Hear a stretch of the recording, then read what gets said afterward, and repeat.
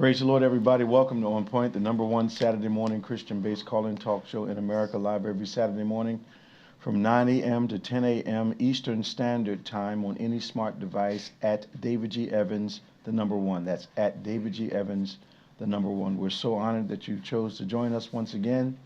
We ask you to like us, of course, give us a thumbs up, subscribe to us, help us reach 1,000 likes today, and we will be honored once again by your participation and your support. Subscribe to us. You want to make sure you invite a few friends to join our conversation today as we talk about those things which we believe are relevant and present, from political points of view to sports to major events, culture. Of course, we talk about the Lord, faith, and the Bible, but our entire conversation is all from a kingdom, a biblical perspective. So if you've been looking for that kind of conversation, you can call in, talk to us. We love talking to new callers as well as our legacy callers. The number is 866-743-8267, 866-743-8267, 866-766-74 Evans. Give us a call. You can also, if you're a little shy about the phone, you can hit us on Facebook with your comments, and we will absolutely respond to you. If you join, are we on YouTube today? Mm-hmm. Yes, sir. If you're on YouTube and you've got some comments there, we'll reach out to you also as the program progresses. But give us a call. Help stimulate the conversation. 866-743-8267. If you've been looking for a balanced biblical approach to today's events, conversations around those events of the day, you found the right place. On Point, the number one Saturday morning Christian-based call-in talk show in America. On Saturday morning, we're here with our world-famous co-host, Reverend Nicholas A. Smith. How you doing, man? Good morning. Good morning. Wow, a lot going on, man. Yeah, to say the least. My recent acquaintance got arrested yesterday. Yeah. Our theme music is still playing. Yeah, I was about to... That theme music we can do without it right now. Of course, Mayor Baraka, he got arrested yesterday, simply going down to a detention center to check on the things that were going on. And out of everyone that came to the center, he was the only one arrested. Yes. They let him go, but of course a pure political move. Oh, they had to. The governor went nuts. They didn't arrest anyone else. The other Congress people were there. Didn't arrest anyone else. Yep. As an aside on this, did you hear the Trump administration, this is all related, wants to suspend habeas corpus? That is... Why is that? What are they trying to do? They're trying to, whoever's against us, we're going to try to find a way to send you to jail. Absolutely. And you don't get due process. You can't go to court. Can't do a thing about it. They're trying to use a wartime policy. Yeah, there's been no invasion. There's no invasion. And I'm saying it to say because we're seeing with Mayor Baraka, the judge in Wisconsin, they're trying to, whoever is against us, we're going to find a way to arrest you. Do you think that the supporters of the president, how long can they hold out that, okay, I haven't been arrested, so this doesn't affect me?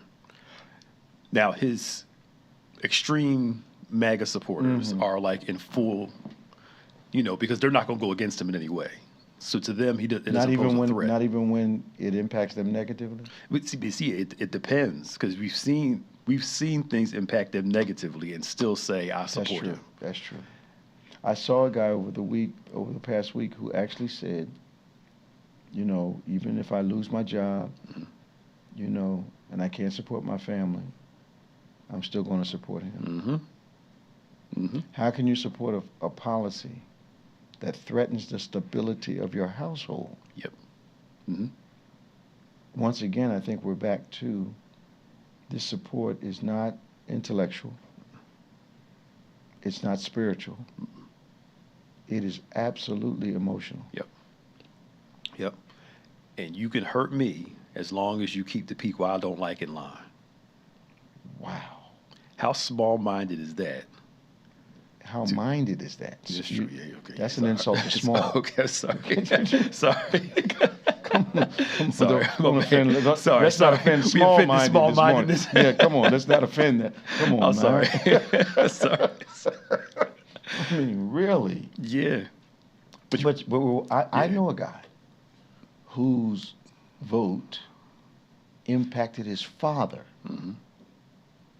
threatened his father's Social Security, his father's Medicaid, his woman. So that showed me the extremeness that until it touches him directly, he may start to have compassion for what's happening to other people. Yes.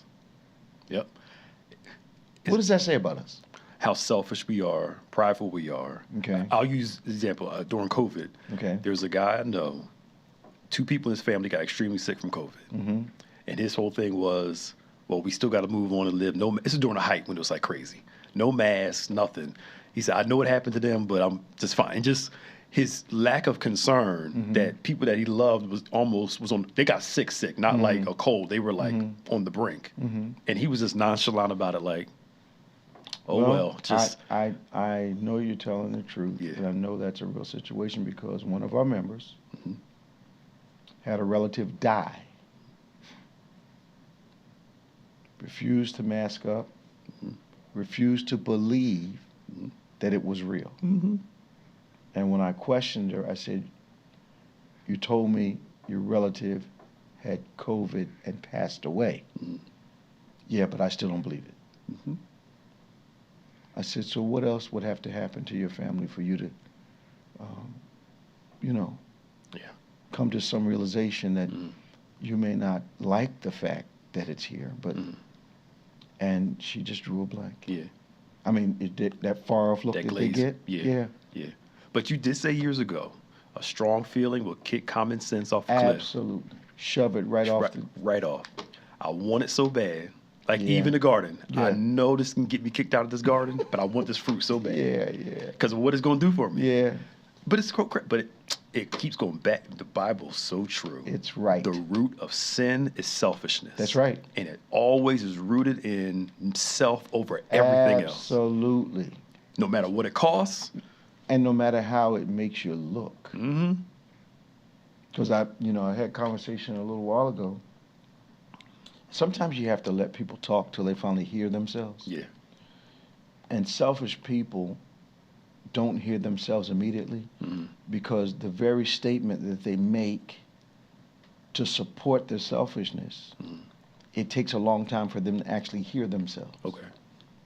And I've come to the conclusion that a lot of people, we talk about having blind spots, a lot of people are their own blind spot. Yeah. I was watching your video this morning about that. Were you? Yeah. Okay. I was watching this morning. So, okay. So yeah, but it made sense how you were bringing up that, and it's a blind spot for a reason. You don't always, you need somebody else to point it out to you. Well, and be open enough to receive it. You can't see everything. Yeah. But when an individual is their own blind spot, it is virtually impossible to get through to them. Yep. And even when an incident happens where they hear themselves, they immediately rescue that revelation with the excuse that they've always used. Yeah. I'm justified in feeling the way I feel. Yeah. But they react vociferously if someone does the same thing to them. Yes. I've never understood that. No. And it's crazy how Genesis 3 keeps repeating itself over and over. Of course it does. Because you're right.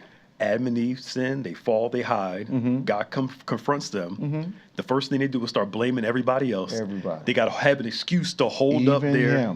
Even him. It's your fault. It's her fault. They can't see themselves. Can't see themselves. Well, you know what? Perhaps they can. Because when we look at Paul and the conversation he has with Jesus on the Damascus Road, and he acknowledges that he's talking to the Lord. As a matter of fact, in 2 verses, he says Lord 5 to 6 times. So he's that part, his part of his religious learning, he gets, well, this has to be God talking to me. And then the Lord asked, he says, why are you persecuting me? Mm-hmm. And then he says, why are you kicking against the pricks? Mm-hmm. And most people just kind of gloss over the pricks as something thorny. Mm-hmm. But the root of it means, why are you fighting against this divine inspiration? Yes. So in his heart, he knew God was calling him. Mm-hmm. But his response to that was to increase his behavior that was counter to what God was trying to do with his life. Yes. So the more he felt the pull, the worse he persecuted the church, until Jesus had to stop him and say, why are you messing with me? Right. Mm-hmm.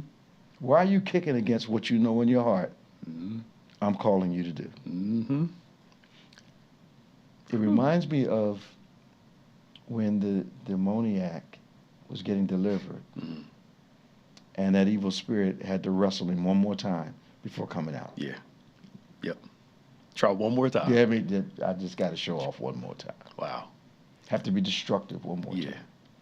Wow. But you're right. It's what do they say? Conversation can't cure rebellion. Only hardship does. That's right. And you're right. Some people, you got to let them keep going until that hardship clicks to open their ear up. And speaks to them. And speaks to them. What's that? Hardship speaks the language of rebellion? Yes. Yeah. Yeah. Or like a grandparent said, a hard head makes a soft behind. Yeah. That's the translation. That's the translation.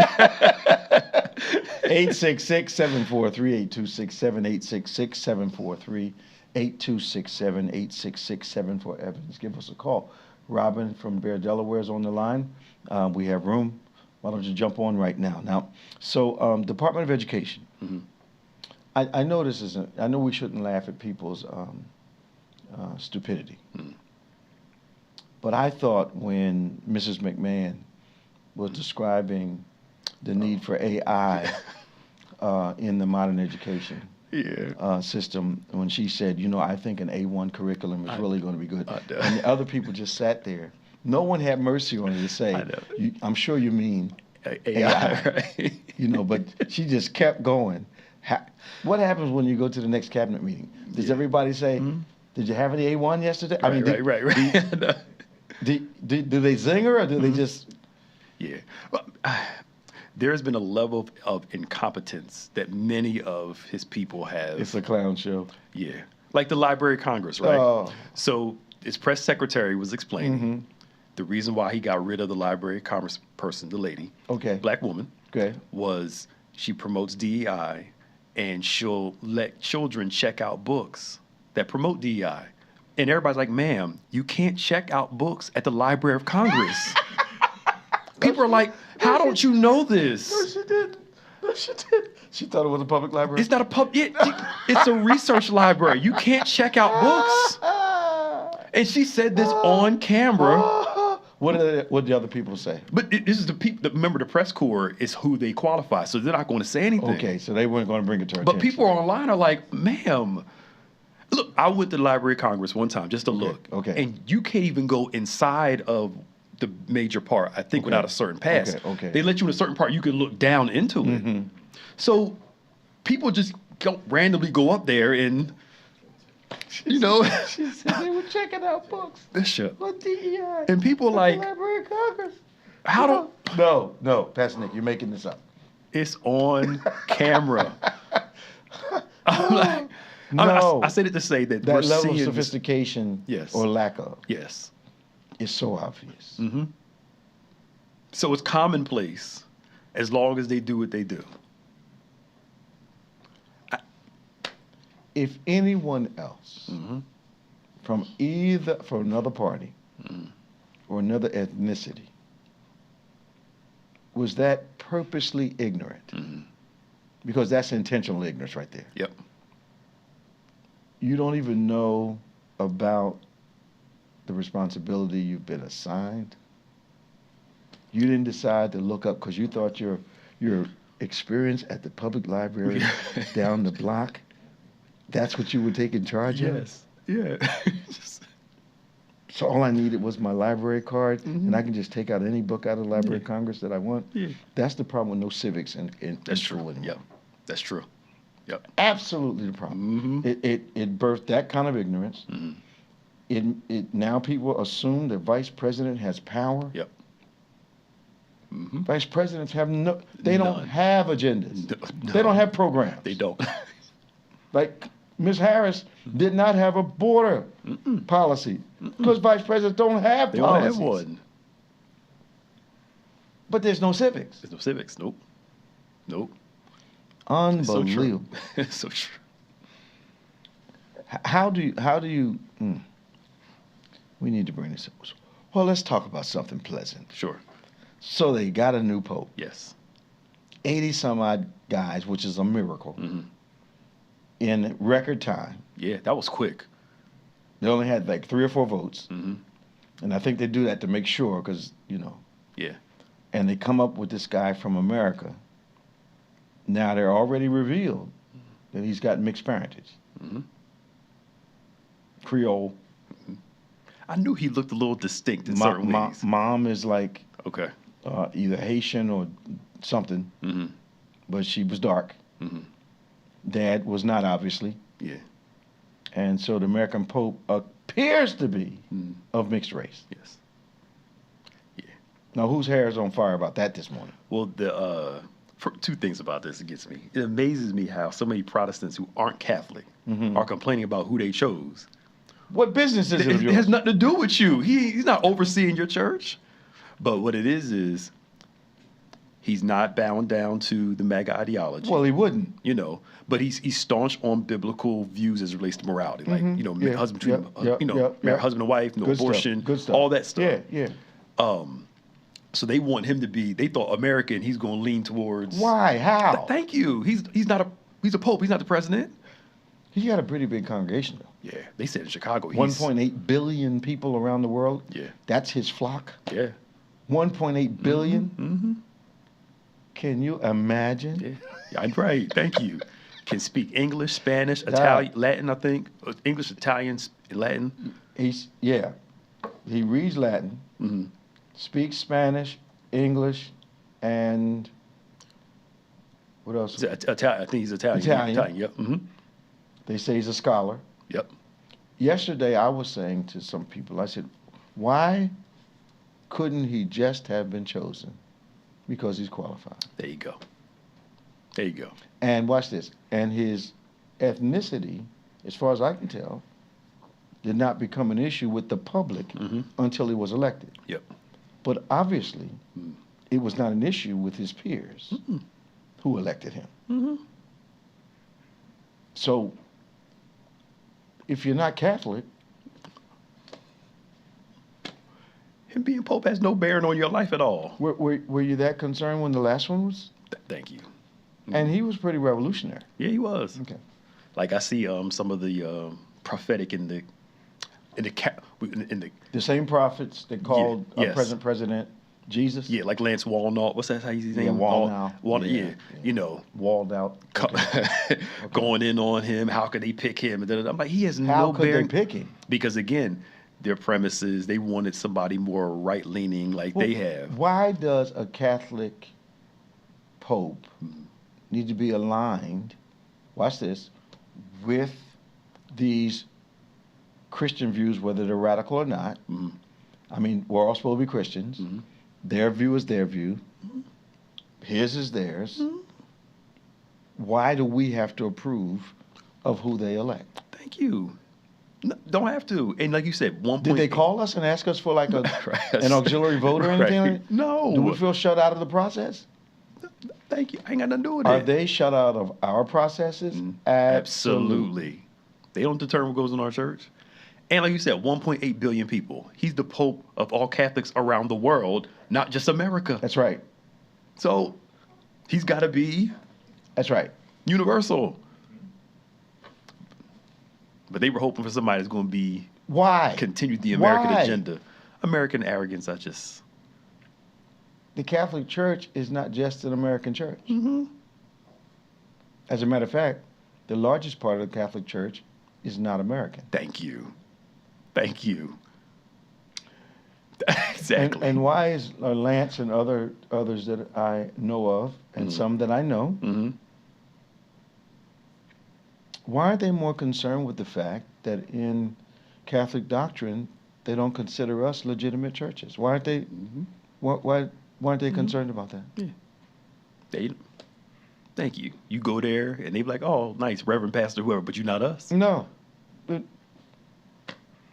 my brother belongs to the Coptic Catholic Church, the Ethiopian Catholic Church, and they think they're the only legitimate church on the face of the earth. The Ethiopian Catholics. First, they say, only. And everybody else is some aberration or alliteration of them.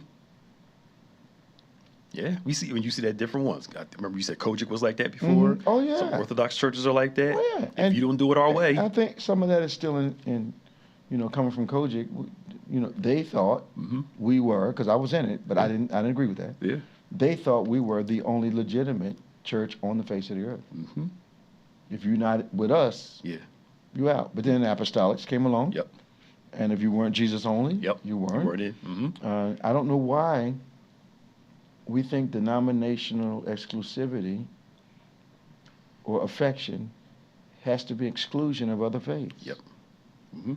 We can't. You're seeing a lot of modern evangelicals. We can't agree to disagree on minor doctrinal issues. But why can't we just get together on Jesus Christ? Thank you. Crucified, buried, and risen. That will unite most faiths. Yes. My Muslim friends, they believe Jesus was real. They just don't think he was the Savior. And even the modern translation and acceptance of Christ as a spiritual reality is changing. Farrakhan, changed his stance on this whole thing recently. And because they trust him, they trusted that, yes, his interpretation of this whole thing is different. Now, I believe he was radical early on because he needed to be. He was trying to rally American Muslims. But he's changed his view, and he made it very public. Okay, I was a little wrong on Jesus. All this hating folk is not good. We got to get together. Well, people grow and evolve. Malcolm was like that. His views started to evolve over time. But I don't. But this us versus them.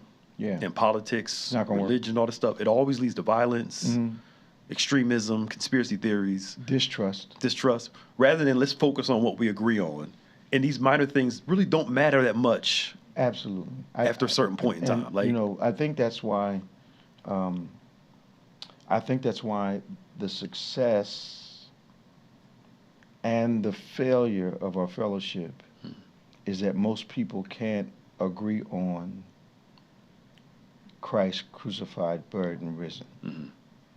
They want to agree on styles. And the Bible's pretty clear. It's not by your style. It's by my spirit. There you go. Says the Lord. There you go. But I think we nitpicking, like you said in the video I was watching this morning. We're so focused on what everybody else is doing, not focused on correcting us. And like you said, I think it was this past Sunday. You're looking at the race as running against somebody else, rather than running against you that you were. It's not Saul becoming Paul, Jacob becoming Israel, and like I said on the call last night, Jesus becoming Christ. The race is to catch the self that God has created you to be. Yes. Instead of spending our time trying to correct Competing everybody else. against everybody else. When trying to get me together is a 24/7 job. It's like minding our own business is a full-time job. We got Robin from Delaware. Let's go to her. Robin, how you doing this morning? Good morning, Bishop and Pastor Nick. How y'all doing this blessed morning? How you doing, daughter? How you doing? I'm good. My spiritual father, my spiritual brother that I love so much. Everything good out there? Yeah, everything's good. I'm just taking one day at a time, just listening to your word. Oh, and I want to thank you for teaching on Job a couple of weeks ago at Bible study. I really appreciate that because I know I've been part of Job, and the Job, there might have been others that consider themselves a Job. I thank you for teaching on that. Did it work for you? Yeah. Got some understanding, it's working right? for me. Got some understanding. Yes. Good. And I thank you for teaching that. And that's something to watch more than once anyway. Yeah. I thought it was pretty extensive, but I thought it was effective. It helped me. Yes, it helped me. Yes, it was. You know, good cooks taste the stuff before they give it to somebody else, you know? Mm-hmm. you got to taste and make sure it's right. I like that. Yeah, good cooks. I like that. They don't just give you something they haven't tasted. That's right. What's on your mind this morning? Sometimes you got to keep going back and keep tasting it. Yeah. What's on your mind this morning? Yeah. Well, y'all was talking about the mayor that was arrested. Yep. I was watching a clip from Roland Martin. We were talking about, Pastor Nick can look it up if he has time. Marlon Paris, he did 2 tours for Iraq, and he was arrested by ICE in January from Arizona, and he's from Trinidad. I remember, Bishop, you said a while ago they're going to start coming after the dark people, and that's what they're doing because he's from Trinidad. Yeah. And Trump in 2016 wrote a letter that he wouldn't have to be detained because he had his green card. He's been in the United States for like over, I think he said 2 or 3 decades. And they came and got him. So he's been in detention center since January. And his wife, they're still working to try to, get him out to congressmen and everything. So I said, when I heard that, I said, Bishop said it, that they're going to start coming after us. Well, it's not about, the illegal immigrant issue. The fact that there have been 12,000 crimes, heinous crimes by, Hispanics and Mexicans and Cubans, and that was but they didn't tell you that 12,000 was over a 20-year period. In the last 20 years, the amount of violence, especially mass shootings and whatnot, have not been performed by, people of Latin descent. And the issue now is that whole piece making the entire country think that every person that's not white is violent and a danger to society, is what has pushed, that's the underpinning of this whole thing. So what is that supposed to do? It's supposed to make America believe that everyone that's not white is a danger. So they're beginning to deport people and arrest people simply because of their color, not even because of their citizenship or lack of it. And my premise has always been, if you read Project 2025, there may be some other people swept up in this thing, but you cannot read that document and not understand that this thing eventually is about black people in America. It's about black folk in America. That's what Project 2025, that's what the whole DEI thing is. They weren't going to tell everybody that white women were the #1 benefactors of DEI. They weren't going to tell them that, but they shaped the conversation. It was brilliant. It was absolutely skillful and brilliant. It was brilliant to make people think, when you think DEI, you think black. It was a brilliant strategy, and it worked. Because even black folk thought that DEI meant black. So to hear that white females, Asians, brown people, veterans, handicapped, disabled people, and finally somewhere down the list at about 8 was African Americans benefiting from DEI. And people didn't understand that the I is how they're justifying stripping people off websites, tearing down statues, because the inclusion, we thought inclusion in corporations. No. Their expansion is inclusion in anything. So that's why you saw a lot of stuff taken off websites. That's why you see the kind of legislation that's coming down. That's why HBCUs need to be careful. Because I saw a document 2 days ago, and in that bad boy says how you can revoke everything that supports HBCUs. All that bring them in and let's give them some money that never came was a lie. So now HBCUs are looking at a document that says they can revoke, because they don't, inclusion. They don't want any black colleges. Mm-hmm. Which is incredible to me. Mm-hmm. I saw a hearing the other day on TV, and this Republican politician was complaining because an HBCU in Tennessee had increased attendance. Yeah. Mm-hmm. Why do you guys have increased? He literally said, "Why do you have increased attendance?" Yeah. Well, the education, the cultural impact, da da da da. He said, "Well, I just don't get it. Are you too diverse?" How do these people get elected? I know. Thank you. Yep. I know. But I just saw something with all this stuff. Yeah. Next year, I think they're going after Section 8. You know how many white people on Section 8? Thank you. In this new proposal, they're coming after Section 8. Now, if they go through that and cut all that Section 8 out, but again, the label Section 8 usually is not. You thinking black? They thinking black and brown people. No, it's white people on there. Mm-hmm. White people. There's everybody that needs help with Section 8. I mean, they call it a voucher now, but this is, I know, like Bishop said, things are going to change. When you said God's not going to allow us to go on for so long, but it's just so much that's going to be hurting a lot of people. But I think what's going to happen, Robin, you're going to see almost all this stuff end up in court. Mm-hmm. So the statement will be made, the executive order, which, some of this stuff you can't even do without Congress being involved. Yeah.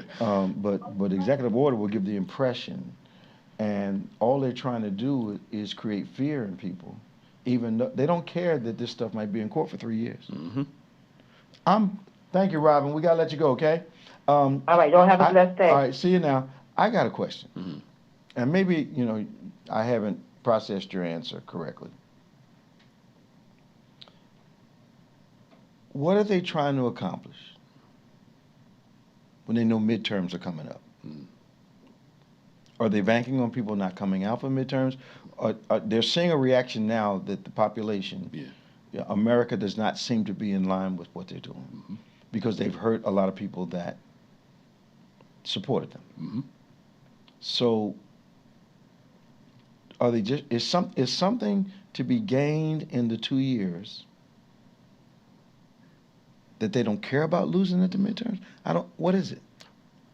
Part of me thinks that they're in their own hubris. They believe they're not going to lose the midterms. Okay. To them, we got this. And they have reason to believe that, because people have voted against their best interest before. Yeah. And again, it's not, they don't have to win every state. They just got to win all the right stuff. Do you think they do? You know what? Do you think, okay, because they're evil geniuses. Mm-hmm. Do you think that a couple months before the midterm, they'll flip the switch back that, I'm really looking out for you. Mm-hmm. I know it feels like, but how do you tell working people you're going to have to go through a hard time? Yeah. How do people that have the best health care in the world tell you and me, I'm going to take your health care? Yep. How do you do that? Yep. Raise prices on you. And we pay for their health care. Of course we do. We pay for that stuff. And how do you tell me that prices have gone down in the grocery store when I'm going to the grocery store every week? Thank you. I asked the lady, I said, this used to be $12 a pound last year. It's $20 a pound now. And she said, yeah, our prices went up. Just smiled. I was like... He said first day. First day. First day they started going up. Yeah. Not down. Mm-hmm. Okay. Well, he made a post online. Y'all should be thanking me because I'm hearing gas is down to $1.89. Where? Well, thank you. And everybody's like, where? Nobody see no gas, $1.89. No, he means his gas. His gas, okay. Yeah, all right. his farts. Okay, yeah. It's down to $1.89. Okay, cubic inch. Yep. Okay, yeah, okay. Yep. Yeah, okay. But somebody put in the comments, and it's so true. We saw this on House of Cards. Okay. Thank you, Melanie Crawford. Create a fire, then put it out, and you look like a hero. And that's the political game. There you go. They all play. Yeah. Create the problem, fix the problem. Some fires get out of control. That's the problem. You can't control every fire. Yeah. Some fires spread real fast. Mm-hmm. And this one appears to be doing so. Yep. And because they have so much to implement. And the other thing that I found out is that a lot of what the agenda for Project 2025, the stuff we're dealing with every day, the flurry of executive orders and all, is the smoke screen. And behind the scenes, they're getting a lot of this stuff in place. And once again, they're banking on the American public, not reading and not researching, and just believing, all these different venues. I was watching a press conference the other day, and reporters are afraid to ask a question. They have to couch it in so much butt kissing that the actual question is lost. And the Levitt lady, she seems like a cyborg to me. But here's what I noticed. And you correct me. I'm ready to be corrected. Somebody call us and correct us. Tom, we're coming to you. Sometimes when a question is asked, she looks down at her notes. Oh, she probably has prepared. So I'm wondering if some of the reporters are asking her, because some extensive answers are not off. I mean, we're extemporaneous when we need to be. Some of those answers are not off the top of her head. And I noticed she's looking down and reading her answer extensively. I'm saying, well, she either was prepared for that question and prepared the reporter to ask her. I wouldn't be surprised, because like they said, the first, week or two, that's when they put that thing in place where they determined what press would come in. And certain ones wouldn't get in. So I wouldn't be surprised if you want to come in, this is what you ask. Because a lot of the people I'm used to seeing at a presidential press conference are not there anymore. And you can almost tell who's not going to be invited back to the next one because that's a ridiculous question. I don't even know. Let's go to somebody else. I'm like, yo. And you don't see them. Caroline. Whoa. They want to shape the narrative. Girl, shape it. They chisel it. Let's go to Tom from Fort Lauderdale. Good morning, Bishop. How you doing, Pastor? Hey, Tom. Thanks for your patience this morning. How you doing? Pretty good. Bishop, you said something key just now about being afraid to ask a question. I look at every interview Trump does now, and I think he's not afraid. If you ask him the wrong question, he's going to cut you off, and he's not going to answer and probably stop the interview. And then start calling you nasty, and especially if it's a female. He really doesn't like being questioned by ladies. And just asking for the truth is him, I gave you this interview because I thought you would know how to behave, and you're really a nasty person. All I did was ask you a question. You want to clarify X, Y, and Z. So, what does Melania do? Say nothing? Probably. I don't know. Even this past week, I saw with the lady from NBC, and made a comment that was so childish. She said, well, the economy is not going as you said. He goes, well, if you take the bad part of that, that was Biden. The good part is me. How? That was the answer. That was the answer. In other words, not the bad part was Biden. He literally the good said part that. Was me. There's no pissing section in the pool. There is none. Yeah, but people are buying it. Well, look, we saw when Biden was president, the extreme, they said Trump was working behind the scenes and Biden was the shadow president. And all the bad stuff that happened was Biden's fault. If anything good happened, that was Trump pulling the lever behind the scenes. If Trump was working behind the scenes and the bad was too, why don't you just take credit? Thank you. But they can't. And why don't they leave Biden alone? I know. He chilling. Him and his wife chilling. He's the only president that always talks about his predecessor. Because the whataboutism is the way most weak people defend themselves. I mean, children do it to each other. Well, Johnny did so-and-so. We're not talking about Johnny right now. I asked you the question about you breaking the window. What's up with the distraction? I know. Hey, Bishop, something a little different. You said something, and it made me think, 'cause I had a problem with this years ago. HBCUs. I had a guy who worked for me, a white guy, who was from New Jersey, so he didn't understand totally. And he said to me, real cocky, Tom, why do they have all them HBCUs? I got right in this guy's face and said, my dad couldn't go to the University of South Carolina. Wow. He had to go to South Carolina State. Mm-hmm. But the guy didn't know. He went, well, what do you mean? I said, he wasn't allowed to go to Clemson or these universities. He had to go to South Carolina State or Benedict, one of these.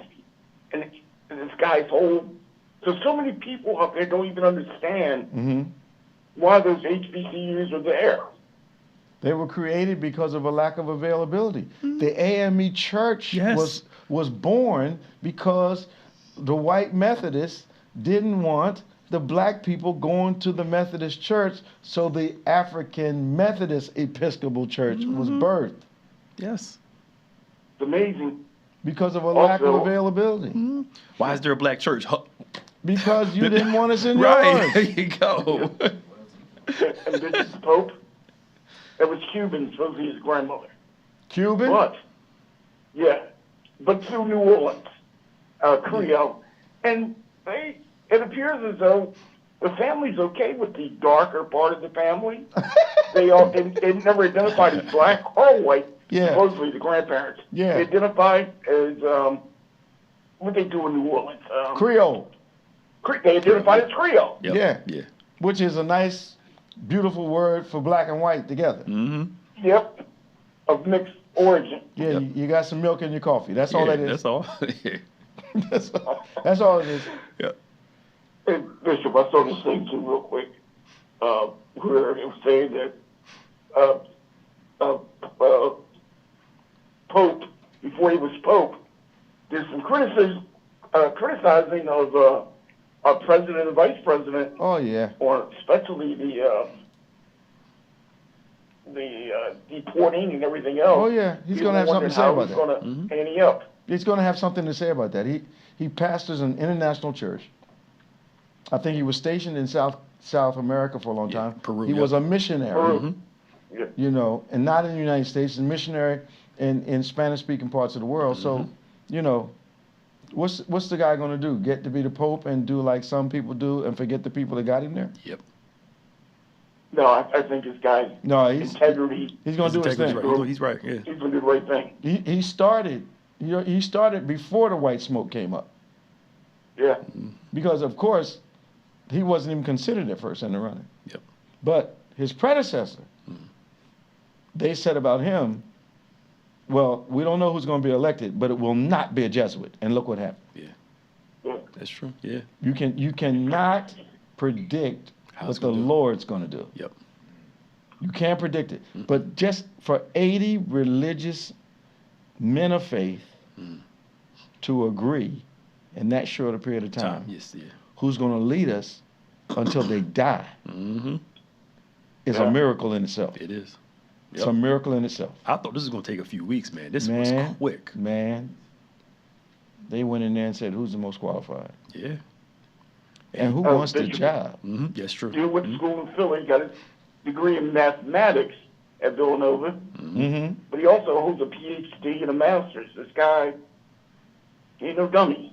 But one of the smartest guys in the room, and I think they acknowledged it. You know, but of course, some people are going to say this was a DEI appointment, but he's too qualified for you to say that. Correct. I mean, switching from Spanish to in the middle of his speech. Latin, Italian, he just was 5 languages. Yeah. Guy was smoking, man. I'm like, yo, check this guy out. He was. Hey, Bishop, before you guys take me off here, I have to ask Pastor Nick about this one. Janine Pirrr Peroa. Okay. Fox News host. Yeah.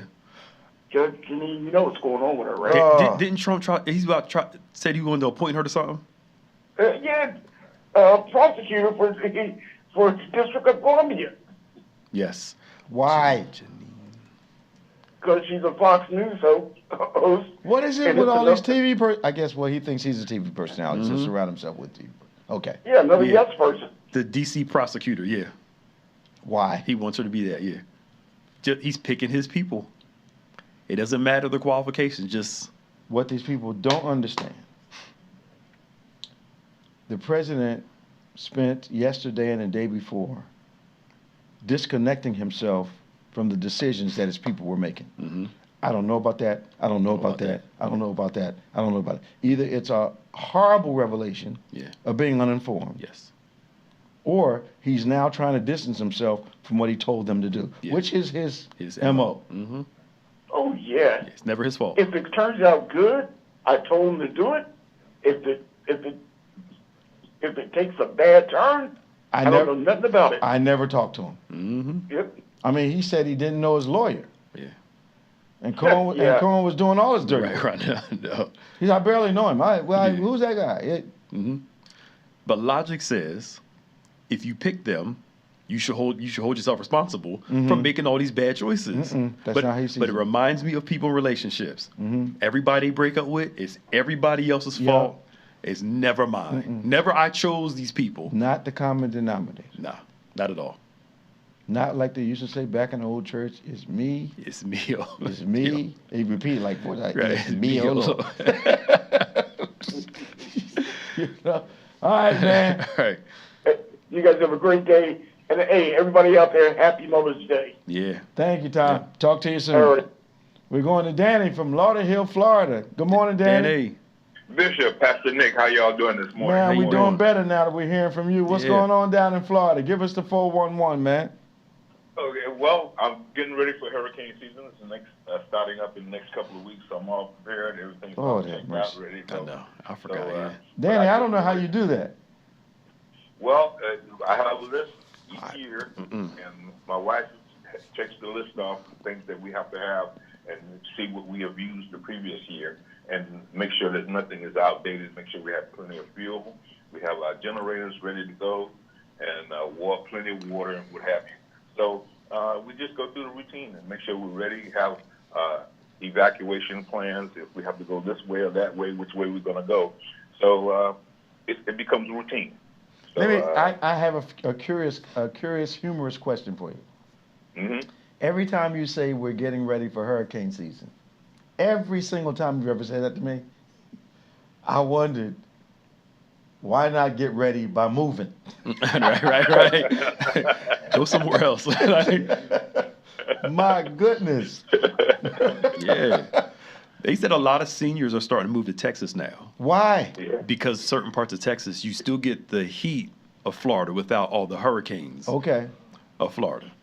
I don't know. The senior population, like not like the down by the water, but by not, Dallas not area. Yeah, that area.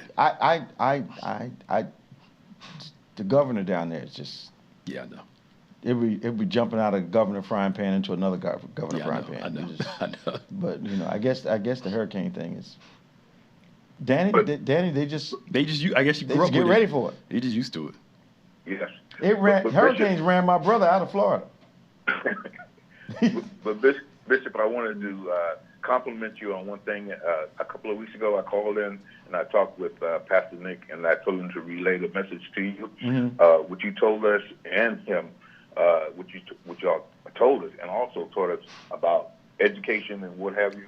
And something that I have learned by watching the two of you work together is that young and old, and that I learned to listen and bring the family back together.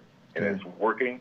And by that, what I mean, where you told us, as far as education goes, to go ahead and make sure that the kids know which direction they're going in. Talk with them, listen, and what have you. So I've applied that. And when a couple of years ago, when you were talking about paying for school, make sure that you have the money, and make sure you know where you're going. And you don't have to go to a big name school and what have you. Go to a regular 2-year university or something like that and work your way up. Well, what happened is that everything comes make a full turn, wherein that we see that the government is demanding money that was sent out and what have you, supposedly to help our kids go to school and what have you. And you were saying that, you don't have to have that kind of name, but just make something you can afford and what have you.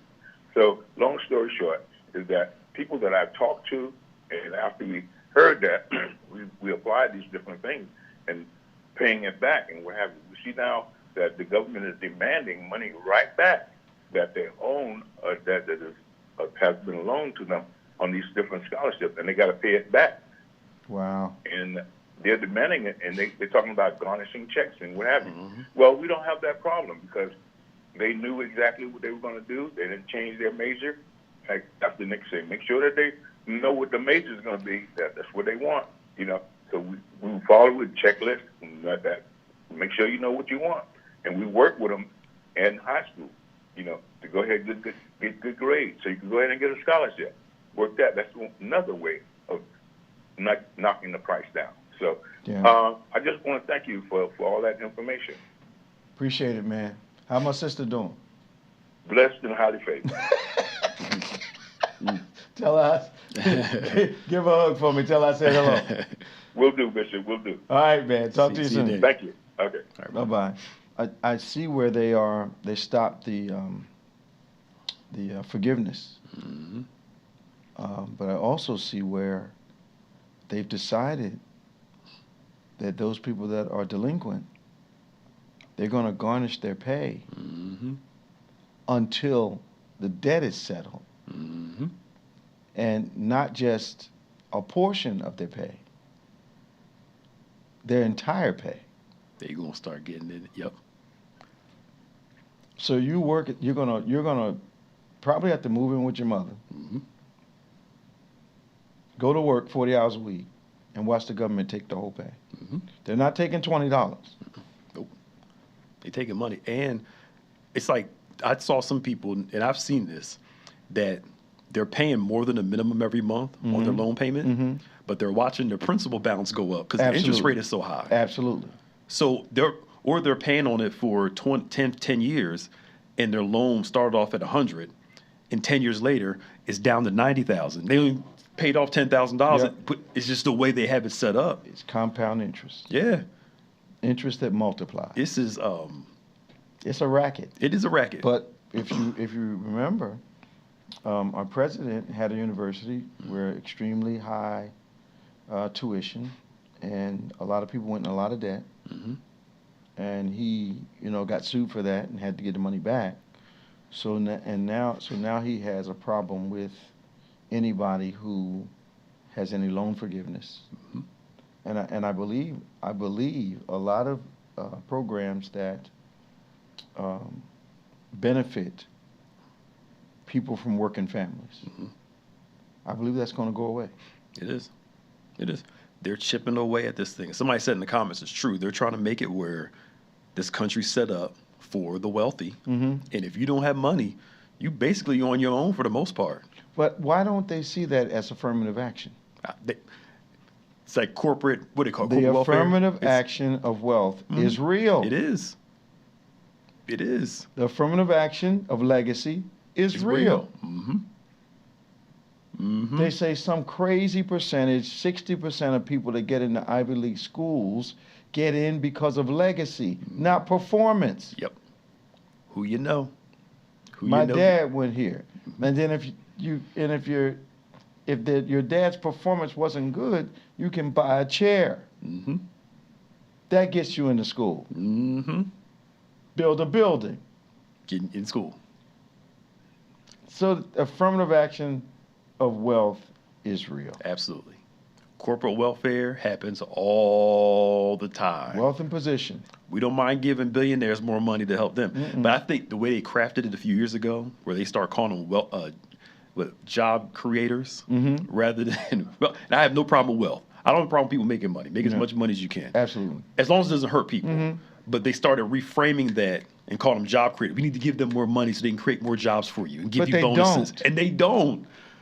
Like, when the taxes go up, it is not on the wealthy. It's on the middle class and lower middle class working people. That's where they get the bulk of the tax revenue. Yep. And wealthy people generally don't pay any or little income tax. Yep. They pay capital gains tax, which is like what, 10 or 15%? Different game. Whole different game. They pay capital gains. They don't pay income tax. So that means not only do they pay very little comparative to what they earn, But if they make a few purchases, they can defer for time. Yeah, but not working for, you can't defer your income tax. Nope. No, ma'am. Nope. And I know companies that are boasting record profits, but laying people off. Absolutely. While they're telling everybody how much money they're making. But we can't afford these people. That's normal. And that's what I'm saying. It's like, that's normal corporate life. That's normal corporate life. Because the laying off increases the bottom line. Yes. They're going to squeeze that juice out of that thing. But they have to lay off thousands for that to happen. Mm-hmm. And then they complain about unemployment. Mm-hmm.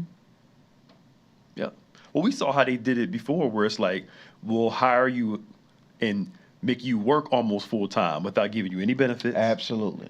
Oh, there's ways. We'll contract you rather than, There's ways. And they save money just all. There's ways. I just, It's dastardly. It is. Evil geniuses. Yep.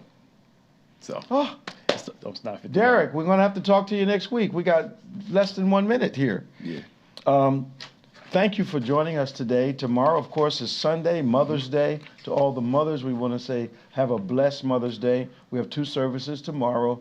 8 a.m. is our virtual service. 11 a.m. is our live service here at the Plaza in Lindenwold. Our yard sale's coming up on the 17th. Small businesses and people that want to, repurpose some of the goods in your homes.